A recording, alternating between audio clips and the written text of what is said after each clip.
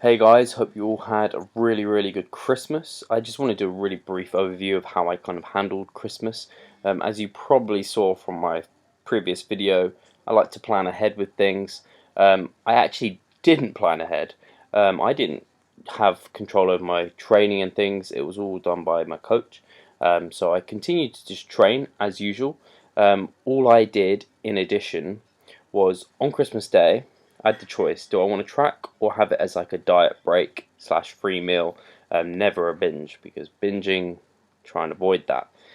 So the way I approached it was actually I kind of tracked, but really roughly. I mean, I wanted to keep my MyFitnessPal streak up, of course, and then I just kind of looked at the turkey, looked at the amount of food I was having, and kind of just eyeballed it and kind of roughly put in some figures that I thought matched it up. By the end of the day, I came to around the calories I was trying to aim for anyway. Protein was hit, if not way above. Fat went way above. I like my sausages, and I like my turkey, and I like my chocolate. So that all went above. So it was really stress-free and easy. You're at home all day. I've got access to the internet. Tracking via MyFitnessPal really was very easy, and it allowed me to be less stressed and enjoy the day more. So I just wanted to make sure I wasn't going to just overeat, because I go one or two ways. I'll either really restrict myself because I'd be worried I'm going to overeat, or I'd just go all out and really pee myself off essentially the next day. I'd just be like, why did you do that, Steve? Like, was it worth it? And it's funny because I actually felt pretty dissatisfied the whole day because I wasn't eating my usual typical foods, and I actually didn't feel kind of like I enjoyed it as much as like people make out. I think the whole Christmas and food thing gets overdone a little bit. It's a great day to spend with family, and I enjoyed that aspect of it. Boxing Day was very much the same. I tried to level out my macros a bit more, so I tried to increase my carbohydrates, get those fats down a little bit, but again, enjoyed myself. I know I probably did consume more than usual, probably additional 300 calories or so each day. So what I did was on Boxing Day, it took Christmas Day completely off, sacked off doing any kind of exercise. Boxing Day, if you saw on my Facebook page, or if you're subscribed to my newsletter or any of that stuff, you would have seen I did create a Boxing Day workout because I wanted my clients to have something they could do on Boxing Day if they wanted to. A lot of them do general physical practice, which is very what this kind of workout looked like. And I decided to share it with everyone, because why not? Free resource that everyone can use to enjoy kind of their Boxing Day a little bit more, maybe.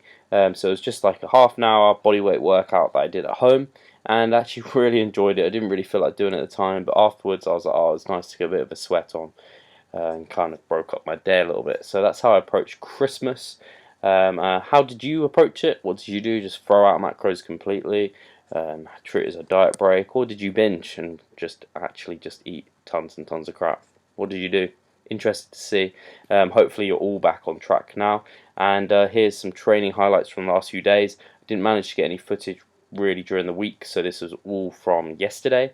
Some squatting and benching for you. So it was in a new gym, and I tried out SBD knee sleeves for the first time. Really cool, and you're going to see a bit of that. So cheers guys, Revive Stronger. Patch cheer is probably my favourite present that I received. Absolutely love it. What did you guys receive? Anything gym related, anything not gym related? What was your best present? Let me know. Right guys, so here is some squat footage, and this was at new gym, new rack, power rack, really liking it, and I'm still transitioning slowly into high bar, feeling more and more comfortable with it. As you saw, this is a 6 rep max. So I had a range, giving myself 130 to 140 kilos, and I was like, I've got these new SBDs on. These are a size small, really tight fitting, by the way, and thanks to my friend Steph, who you're going to see later, for allowing me to try these on. And so I was like, you know what, I've got these knee sleeves on, I'm going to try for that upper range. So got 140 kilograms for 6 reps here, and it's actually nice to get some front footage because I don't normally manage to get that. I believe this is my 3rd set here, and actually that first set felt pretty good for 140 for 6 reps, so I actually managed to do all my sets at this weight. I actually felt like the knee sleeves definitely gave me something out of the hole, and I'm really liking my form here. High bar is definitely a good alternative for me rather than low bar. I can do both, and at the moment stronger low bar, but I think high bar will be a good once I'm transitioned to it. Apologies for the shaking here. Steph obviously killing himself on the bench press and could not hold the camera steady. So apologies for that, but liking high bar. So here is Steph, and he has been kind of practicing powerlifting for the last 2 years, just building up to it. And he has always had a really strong bench. I actually don't know exactly how much weight is on here, and I don't really want to guess because I think I'll probably guess under. But I think it's around 120, 125. Really strong bench presser Steph has always been. He's around the same weight as me, just below 80 kilograms, and will be competing this year in a powerlifting contest. I can't remember what set this was, but he's done a lot of sets already, and this was for 2 reps, and he quite comfortably got it. But you saw how long he took on his setup, really got comfortable, and then gets a really good groove. And I hadn't really contemplated how difficult benching was if you miss your groove, and you really need to make precise movements to get that groove spot on, because if you miss a groove, it can really throw you off and can be quite dangerous. Obviously don't really need a spotter because we have the racks out here. It's a really nice setup in this gym, much nicer than what I'm used to.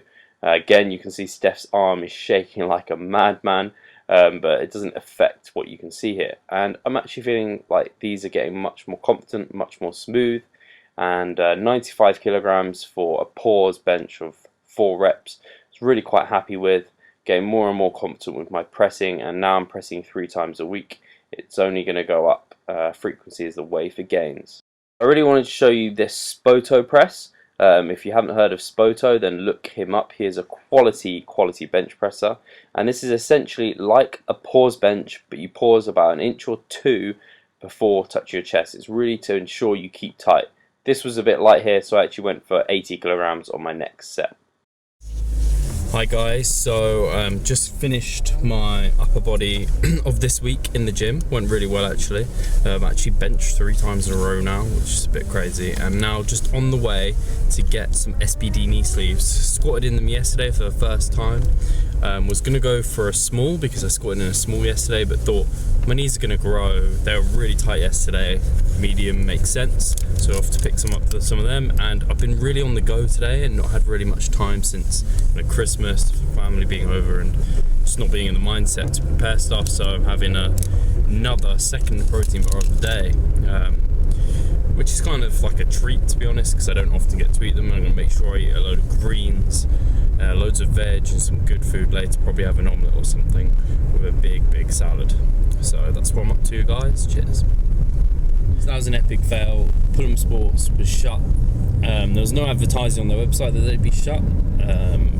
I suppose I could have called beforehand, but I thought they'd be back to normal working hours. It wasn't a bank holiday, so according to what they tell us online, they should have been open. So not particularly happy with that. Gonna have to obviously squat without the knee sleeves tomorrow, and probably just order them online and let them know that we went today and weren't happy that it was shut without any kind of word of warning there. So a bit disappointed there. So making waffles with a new waffle maker for the first time. Screwed it up a little bit, put in way too much just substance, but it's looking pretty good, and I may attempt taking it out just now. Oh, one waffle all done there, and I'm going to put in another one. See how this tastes.